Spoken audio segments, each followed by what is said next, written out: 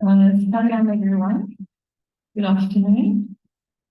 Our speaker today is Padre Natale, who is joining us from Italy. Padre Natale is an Italian Benedictine monk.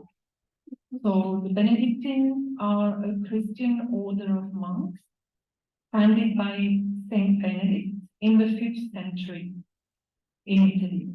Their motto is Pax, which means peace, Ora et labora, which means pray and work. After completing his studies in theology at the age of 25, he joined the Camaldolese Benedictine community in the north of Italy. This is a branch of the Benedictine order of monks, and it was founded by a Benedictine monk and a saint called Romuald in the 11th century. And the spirit and purpose of this branch is predominantly contemplation. He was awarded his master in theology, specializing in monastic studies by the Pontifical Institute of San Anselmo in Rome, in Italy, in 2003. He took his vows as a monk of the Camaldolese Benedictine order.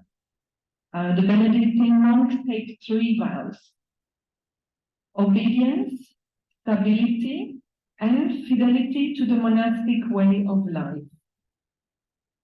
So Father Natale is also an associate certified coach of the International Coaching Federation. Since 2006, he has been collaborating with Ascetis, which is an NGO whose aim is to bring back ethical values in business for the good of all. This collaboration includes the creation of training courses based on the rule of Saint Benedict and co-teaching during workshops. Combining the knowledge gained through extensive studies both in theology and coaching and his personal experience as a Benedictine monk, he is now fully dedicated to training and guiding to help support and transform the corporate world towards a more holistic approach. His backbone, of course, being the spiritual treasure he has inherited as a Benedictine monk. Father Natale has been living at the 17th century Camaldolese hermitage of Monte Giove. This is on the west coast of central Italy since 2007, where he served as a prior of the monastic community from 2007 to 2014. And you can see, I think all who are connected can see now a picture of the monastery, how beautifully it's set in Mother Nature. So this is where he's actually connecting from at the moment and where he's living. So we feel very blessed and honored to welcome you once again, Father Natale, to address all of us here at the Sri Sathya Sai University for Human Excellence and share your words of wisdom and personal experience on the spiritual journey, the quest for truth. In the past 3 years, Father Natale has researched and reflected with his teacher Alessandro Panetti on the aspect of spiritual intelligence through the analysis of 4 great teachers of the spirit. This is Socrates, Buddha, Confucius, and Jesus. So today, Father Natale will focus on Jesus and the importance in today's world as human beings to look at reality with different eyes. The title of his talk is The Greatness of Jesus, a contemplative way to look deeper at the human being and at the world.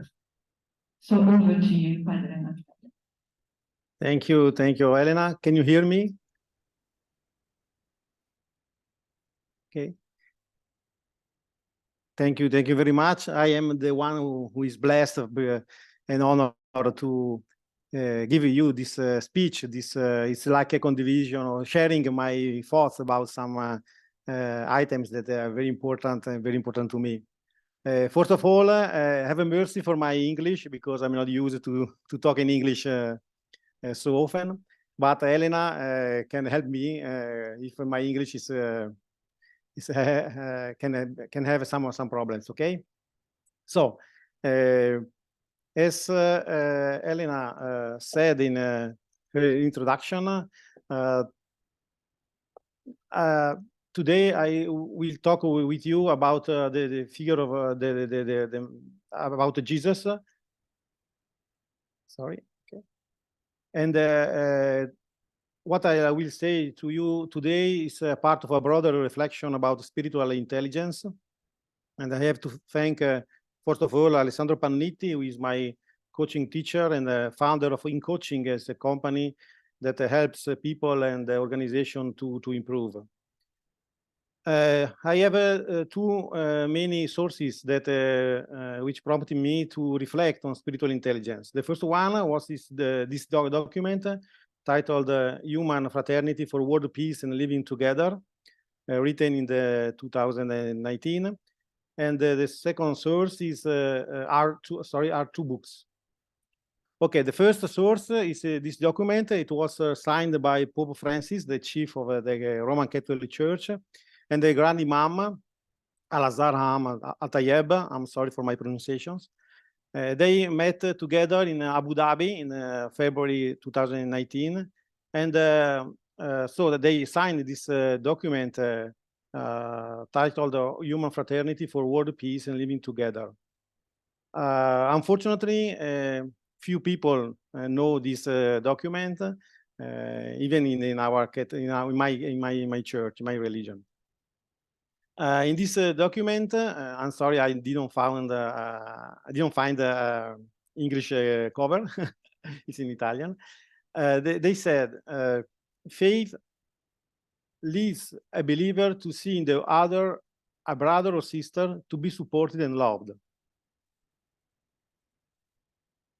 Through faith in God, who has created the universe, creatures, and all human beings equal on account and the account of his mercy, believers are called to express this human fraternity by safeguarding creation and the entire universe and supporting all persons, especially the poorest and those most in need. So this is, I want to underline only one thing. As human beings, we have to discover that we are brothers and sisters. We have to discover this human fraternity. I think every spiritual tradition, every spiritual journey helps people to open minds, to open the hearts, and to experience that God is everywhere. His presence is everywhere, in every person that we can meet each day. But there is another thought for me very, very important in this document. Freedom is a right of every person. Each individual enjoys the freedom of belief, thought, expression, and action. I think it's very important that Pope Francis, the great Imam, put together spirituality and freedom. Freedom, I think, is, as we will see later, I think is the main characteristic of a human being. We are human beings when we are free. The pluralism and the diversity of religions, color, sex, race, and the language are willed by God in his wisdom, through which he created human beings. The divine wisdom is the source from which the right to freedom of belief and the freedom to be different derives. Okay, I think it's very, very important for me. These sentences are very, very, very important. The pluralism and the diversity are willed by God in his wisdom. God wants the pluralism and the diversity. It's that comes from divine wisdom. It's very important. Now, my humble comment is, from my point of view, Here we are told, here in this document, we are told that there is no longer anyone we have to convert to a particular religion, but the only person to convert is ourselves. We must recognize the presence of God in the difference of the other and the uniqueness of the other. If I think about what happened during the history in the Western culture, we, like a Christian, for example, we made a lot of wars in order to convert people to the Christianity. Now is a new perspective. We must recognize the presence of God in the difference of the other, the uniqueness of the other. Because God is there, is already there. We don't have to bring God, I don't know where, in the other people, in the other culture. No, we have to recognize that in the other people, in the different cultures, we can find God in His love and in His mercy. For me, this is a very important thought, a very important perspective that Pope Francis wants the Catholic Church has to bring, to carry on,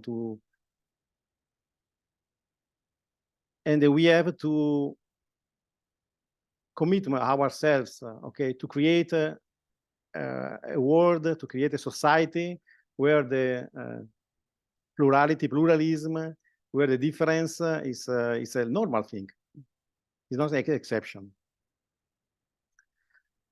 Okay, the other source, as Elena told, was war.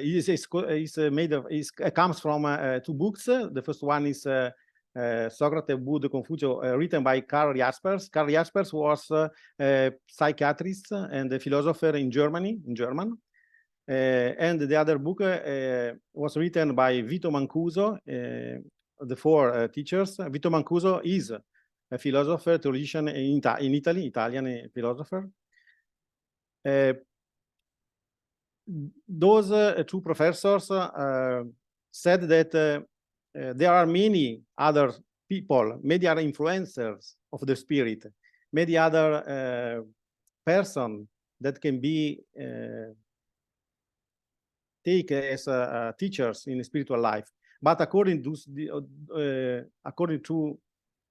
these 2 professors, Jaspers and Vito Mancuso, Socrates, Buddha, Confucius, and Jesus are the most important for the human history.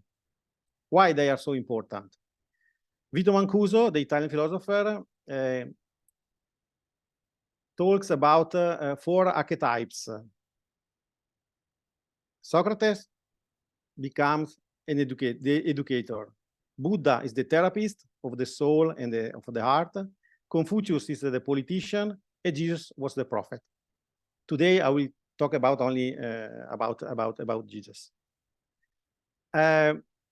Alessandro, my coaching teacher, and I, starting from these archetypes, we created 4 areas of spiritual intelligence. The first one is education. Socrates is an educator, so if a person has a spiritual intelligence, has to manage the education. The second one is to take care of. Buddha is a therapist, is like a doctor, so we have to take care of ourselves and the other people and the universe.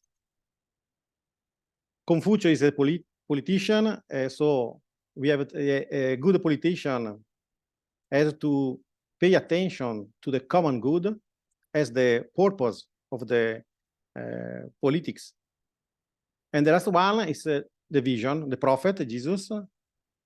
Is a prophet because Jesus had a particular way to look at the human beings, to look at the reality. We know that these areas are not, how do you say in English? They communicate with each other, okay?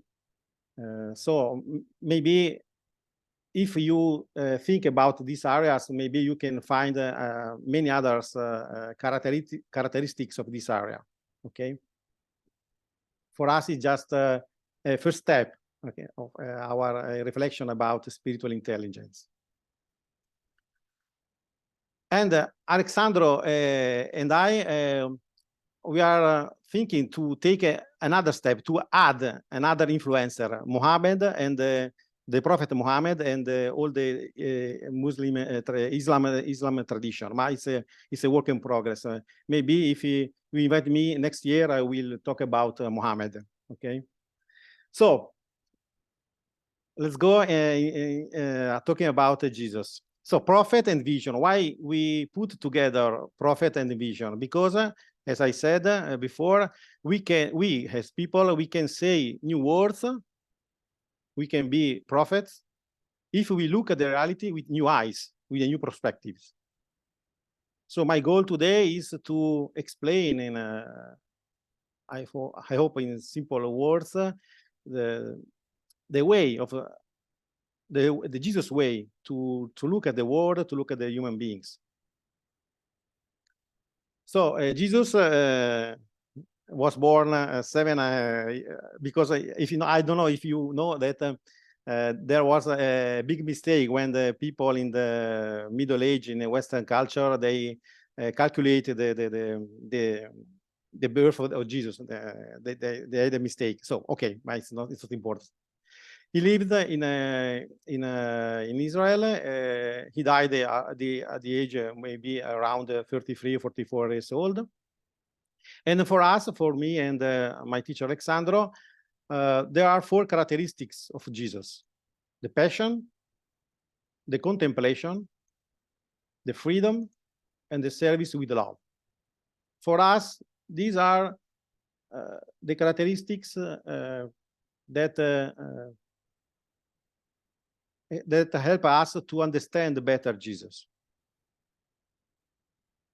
We know that these characteristics are not the only ones, but for us, is the main is the most. They are the most important characteristics for us. Okay. So now I have to. I want to explain each characteristic. The first one is the passion. Jesus, his whole way of being, as it emerged from Gospels, is that of a young man. The other 3 masters lived longer. Jesus died young, was 33, more or less.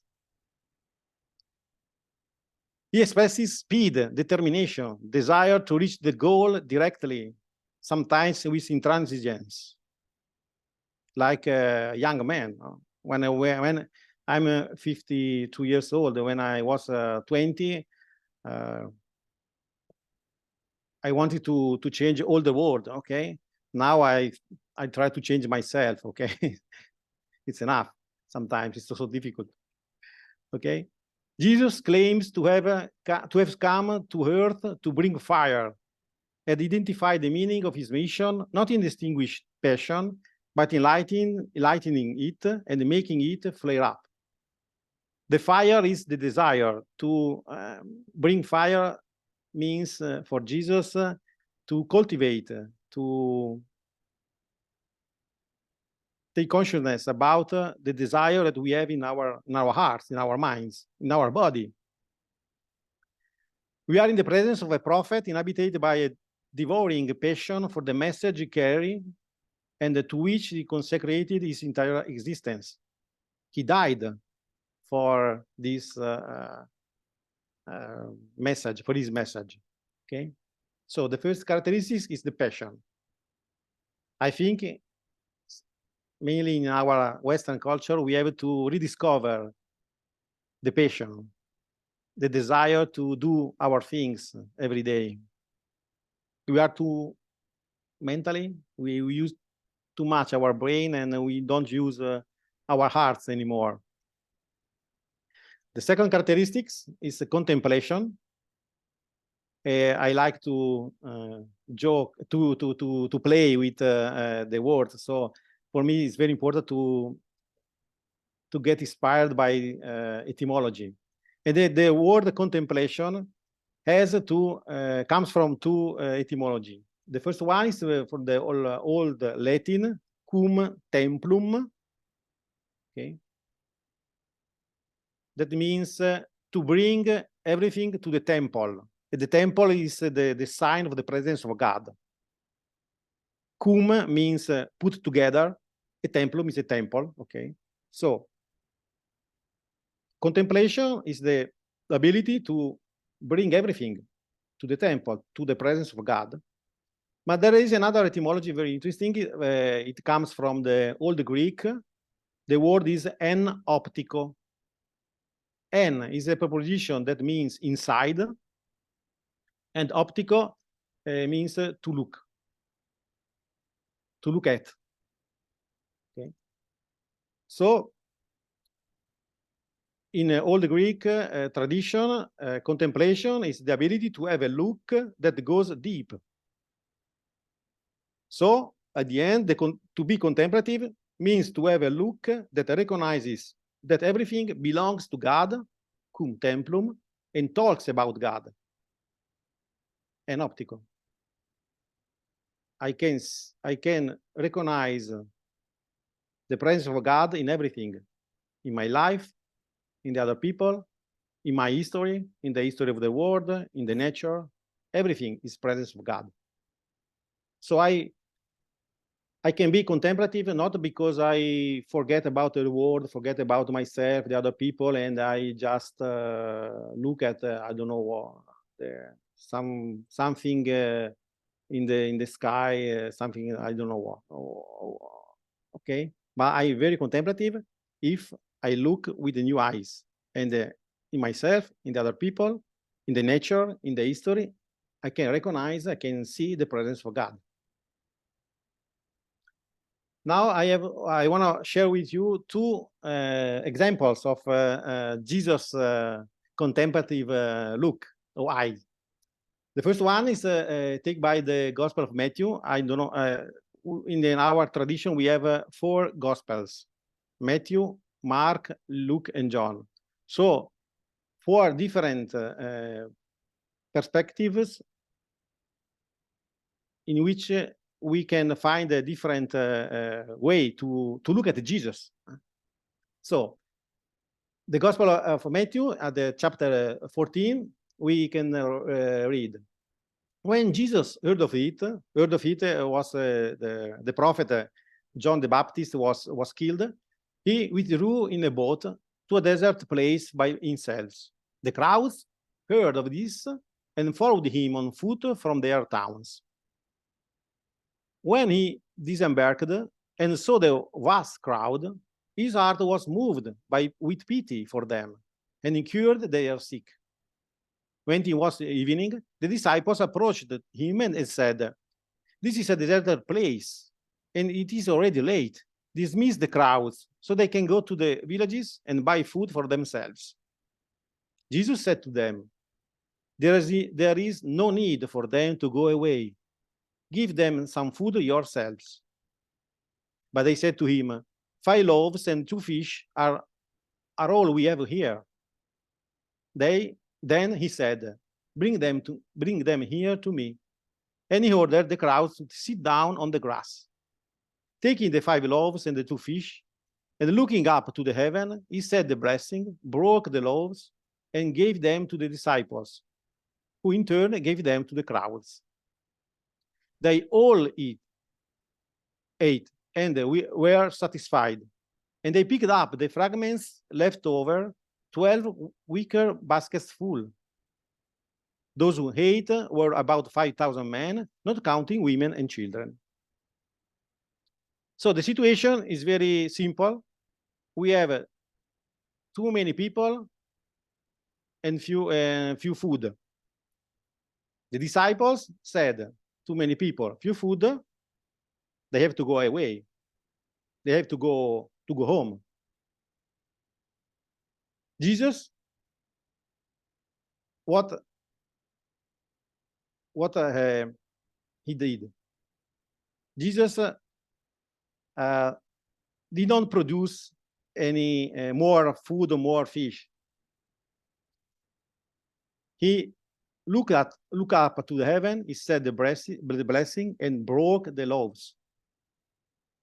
The solution is not to produce more, but to share, to break the loaves. If we think about that, for example, in our planet, we produce food for 10 billion people. We are 80 billion people in the earth now, but there are many people who suffer that don't have food. It's strange, no? Because we are not able to share what we have. We think it's few. No, it's not few. Okay, same situation, different way to look at this situation, and we have a different solution. The disciples said, "Go home." Jesus gave them food through sharing. The solution is sharing. It's not to produce more. I think I hope it's clear that. The second example comes from the Gospel of John, chapter 8. But early in the morning, Jesus, arrived again in the temple area, and all the people started coming to him, and he sat down and taught them. When the scribes and the Pharisees, they were the chief of the people, brought a woman who had been caught in adultery and made her stand in the middle. They said to him, "Teacher, this woman was caught in the very act of committing adultery. Now, in the law, Moses commanded us to stone such a woman. So, what do you say?" Okay, situation very clear. There is a sinner. According to the law, this woman has to be stoned, okay, and died. And they said, "What do you say?" They said this to test him, so they could have some charge to bring against him. Jesus is very important. This sentence, bent down and began to write on the ground with his finger. But they continued asking him. He straightened up and said to them, "Let the one among you who is without sin be the first to throw a stone at her." Again, he bent down and wrote on the ground. And in response, they went away one by one, beginning with the elders.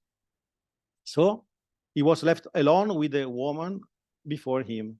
Then Jesus straightened up and said to her, "Woman, where are they? Has no one condemned you?" She replied, "No one, sir." Then Jesus said, "Neither do I condemn you. Go, and from now on, do not sin anymore." For me, the most important thing in this gospel that we read is when Jesus bent down and began to write on the ground with his finger. The scribes and the Pharisees looked at the woman, that woman from up to down. Okay, they stand up and pointed the sinner. Okay, down. Up to down. Jesus bent down and put himself at the same level of the sinner.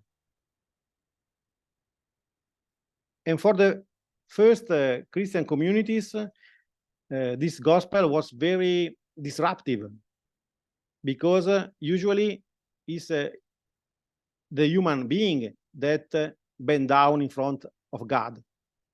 Here we have a man, Jesus, that called himself like a son of God, that bent down in front of a sinner.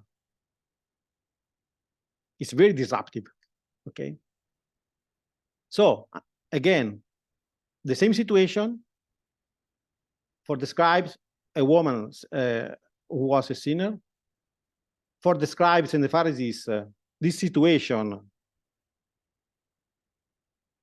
has to end with a death by stone. For Jesus, this situation has to end with a new life, a new opportunity of life. Okay? Same situation, a different solution. Because Jesus had the courage to change the perspective, which the perspective with the perspective that can help Jesus to look at the woman in a different way, not from up to down, but at the same level. This is the contemplative look. Okay. Jesus was able to see the presence of God in that particular person. That particular situation, a situation of sin, became an opportunity to show the mercy of God. The third characteristic is the freedom. As I said before, the freedom is the main characteristic of the human being. We are real human being when we are free. Okay. But we have to ask to ourselves, what kind of freedom? In Western culture, in my culture, we are suffering because we do not know anymore what freedom is. For us, freedom is the opportunity. Freedom is when I can do whatever I want, when I want, and how I want. This is the problem of Europe or American culture sometimes. No? The freedom is when I can do whatever I want, when I want, how I want. No rules, okay? Just what pass through my brain or my heart, okay? Freedom in spiritual path, in spiritual journey is different in spiritual tradition. In my tradition, in my monastic tradition that is inspired by Jesus, there are 4 prepositions of freedom. The first one is we are free from what blocks us, blocks me, from my limits, my prejudices, etc. Okay. The first preposition, free from. The second one is free to act, to choose, to speak, to write, to pray, etc. My cultural tradition, European cultural tradition, stops here. We think that the freedom is to be free from and to be free to. Okay, that's freedom. Because we forgot that there is other 2 prepositions that can balance from and to. The first one is free for. What is the purpose of my actions, of my freedom? It's very important, the purpose, because Italy is famous in the world for the mafia and the other criminal organization. Okay, they are free, but to do not they are not free to do the common good, but they are free to go to create disasters and problems. Okay, free for what is the purpose of my actions. But also the last proposition of freedom is free with, to be free with. Who do we want to share the journey with? It comes again, the sharing, the perspective of sharing. What new relationships do we want to build with all living beings? Through a free spiritual path. Okay? Four position: free from, free to, free for, and free with. And there is a paradox of freedom, because why there is a paradox of freedom? Because freedom begins with the taking something away, free from, but ends up creating new bonds, free with. It's a paradox. But if we think about it, the experience of love someone or an idea, and a project, is the experience that frees us the most, but it's also the one that binds us the most. It's very interesting. It's fascinating. I love someone. I feel myself free. We can we think that we can conquer all the world when we are fell in love with someone, but also this experience creates a new bond with the person who I love. And the monastic life, the spiritual life, teaches us that we have to love every person. We have to love not only every person, every creatures, okay, all the world. The last characteristic of Jesus, according to my perspective, my view, is the service with love.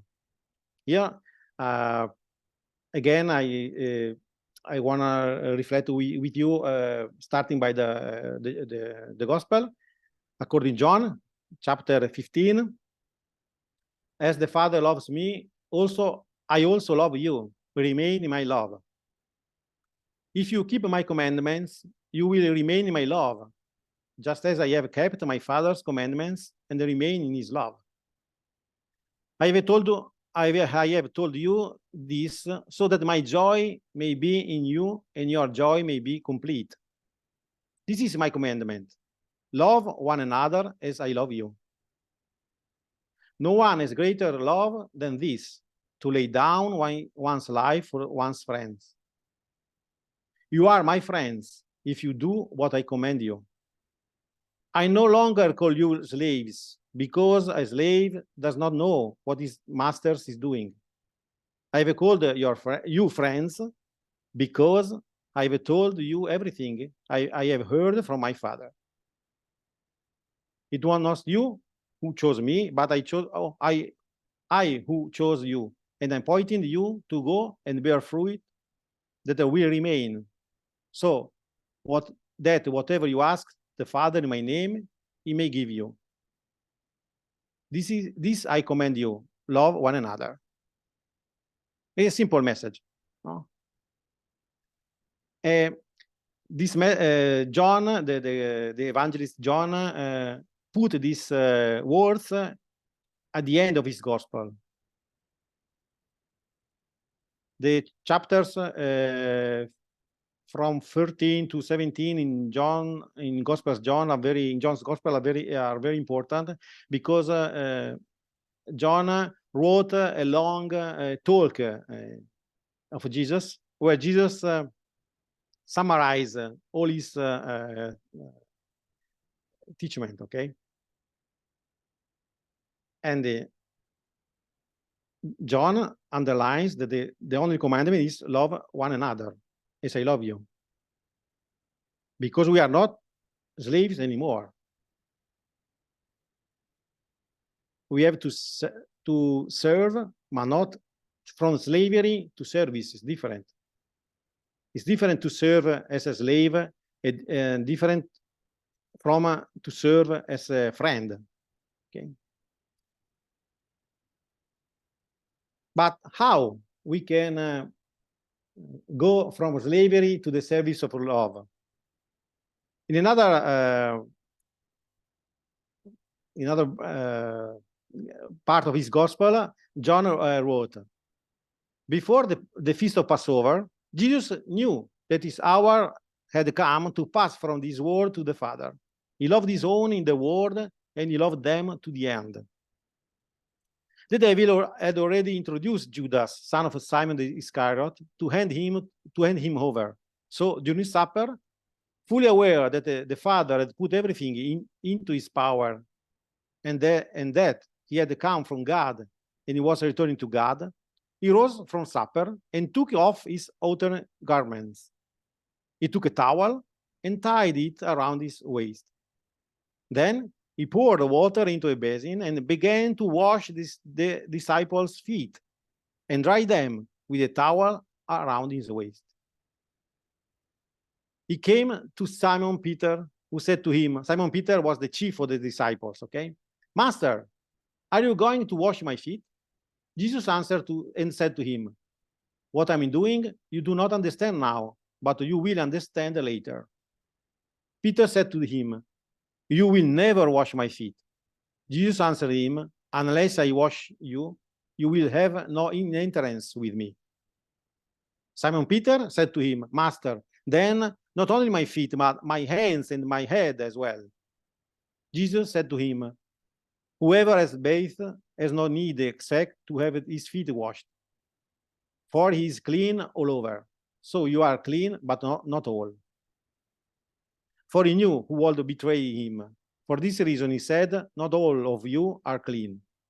So when he had washed their feet and put his garments back on and reclined at the table again, he said to them, do you realize what I have done for you?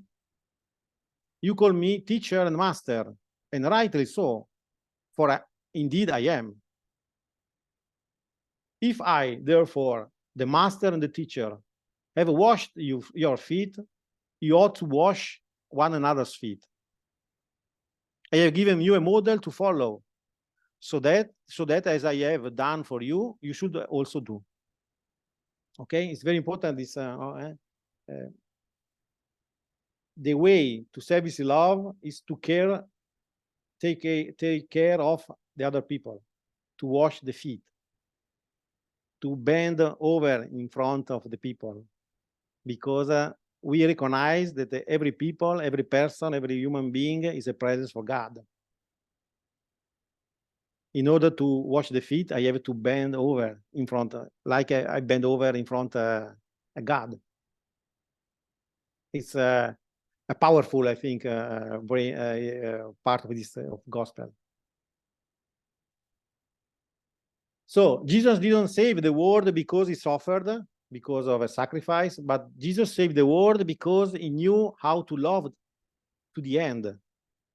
To love to the end. The cross is a sign that Jesus was able to love people to the end. Jesus saved the world because he gave all of himself. He shared all of himself with every person he met. He was a gift for the other people. We can save the world as human beings, make it a place of happiness if we know how to love the world as Jesus loved it. If we became a gift one another.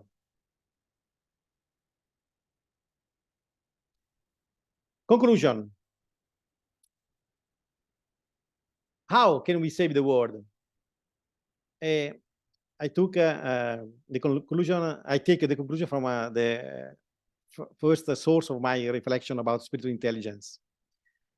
Pope Francis, the great Imam, said, "We declare the adoption of a culture, the adoption of a culture of dialogue as a path, mutual cooperation as the code of conduct, reciprocal understanding as the method and the standard." So I wish to all, but I wish also to myself, that every day we can adopt the culture for dialogue, a mutual cooperation as a code of conduct, and the reciprocal understanding as the method and standard. And thank you so much. Grazie a tutti for your patience. This is my, if someone wants to write to me, I know to keep in touch. You have all these my references, and I will send the slide to Elena. So Elena, if you want, you can share them. Father Natale, thank you so much. This was really a beautiful talk, and I think all of us, it resonates with us because we are speaking the same language that we are used to hearing from our guru, and this is what we are learning. So it's very heartwarming to hear you sharing your thoughts like this. So I think Chidamba is connected. I think he's going to summarize some points. So I'll hand over to Chidamba, and then I think if anybody has any questions, Father Natale, we will put them to you. Thank you. Gratitude, Father, for your eloquent thoughts on pluralism and diversity. I think your words resonate with the idea that we embrace growth without needing to convert into any religion, but only to better ourselves and become a best versions of our own selves. It resonates, as Elena sister says, that's the main objective of our university. It is for human excellence. We become a better human beings rather than being someone or converting to someone. And your talk, which navigated us through the different characteristics of Christ, passion, contemplation, freedom, and love, and especially those stories from the Gospel of John and Gospel of Matthew. It was really revealing, and especially when you said that Christ took the position of a sinner in that episode of condemning a lady, where he took the position of a sinner or the what you call suffered one, and then he evaluated that lady by not condemning her but washing her sins was a great learning for all of us. We once again thank you for your wonderful talk and wonderful presentation also. I will write to you for the presentation, and I'll see to that this presentation reaches all the students.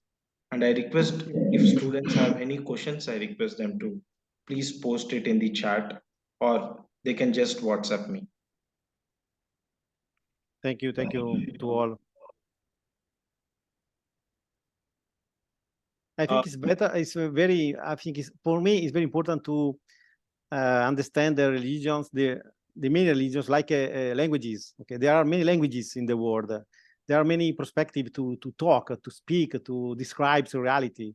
I think religions are, yeah, a very different way that God gave to the humanity to understand the life, the human beings. So.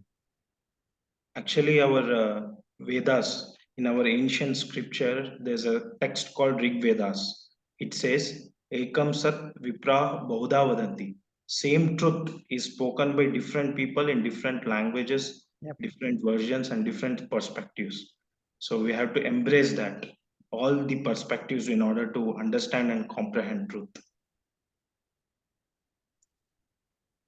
Father, I have a question, personal question. When you were telling about the Gospel of Matthew, that episode of Jesus, sometimes we take the position of a teacher, or sometimes we take the position of an evaluator, and we never come down like we, as you said, the pharaohs and other rabbis were seeing the sinful lady from a top position. We also sometimes in our day-to-day activities, we tend to incline to that characteristic.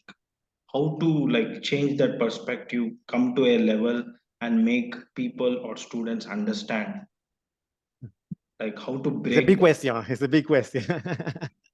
Oh, I think that first of all, we have to look at the people as a presence for God. Every people, every person I can meet in my day, every day, my day is a presence for God. Because in the Christian Bible, we said that the human being is created according to the image, is an image of God. Okay, so the we have to help people to how do you say in English, to far uscire, to take off, okay,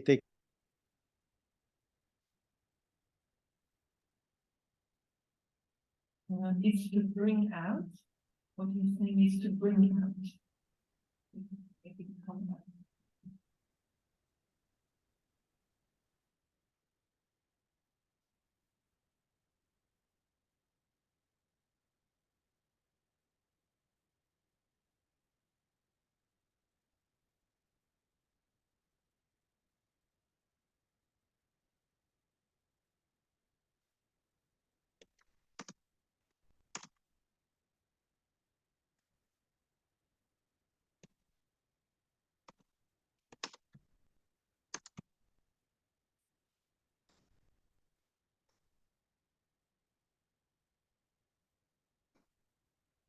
Helena sister, I think father has left.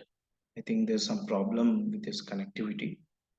So I think we can close this session and we You want can, to wait a minute and see if yeah, we can wait for it too. We can wait. I think what Father Natale was speaking about is that you should bring out. He was going to explain what we have to bring out. But it's very beautiful how he, even though it's a completely different religion and usually it comes from a point of Dvaita, not Advaita. I'm back. Very good. Father Okay. Natale, I think what you meant to say is to bring out. Okay. Yeah, because for example, the term education, the word education comes from the Old Latin ex ducere. That means bring out. So I'm a good teacher, not when I put inside something in the disciples, in the other people, but when I bring out, okay, ex ducere, bring out. Because every man, every woman, every human beings has inside the power of God, okay, the image of God. So I'm a good teacher when I create the ambient, the climate where one person can be him or herself, okay, and then can act according to his deep desires. Okay. It does not command and control, okay, rules and okay, no, it's not that. But create the conditions where people are happy, okay.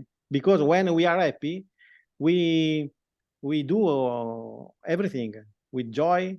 We do everything with passion, and we can reach best results when we act with joy.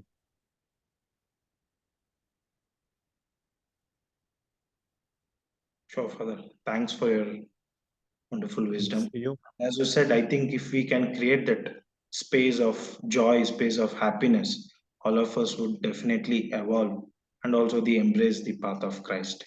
I once again convey my heartfelt thanks to you and gratitude to you on the behalf of the university and also our Guru, Madhusudan Sai ji. And I also request you to visit us soon in India, in Mudanhalli. Hope sooner or later. And we also pray that if we visit Italy, we will also pay a visit and take your at your ashram at Italy. It will be a great honor for me to host you and all the students. Not at the same time because my hermitage is small, okay, in small groups. And we're also thankful for Sister Helena for connecting us and facilitating such a wonderful session on Jesus. Thank you, one and all. And we will end this session with a silent prayer. Pray for me, okay? Sure. Sai Ram.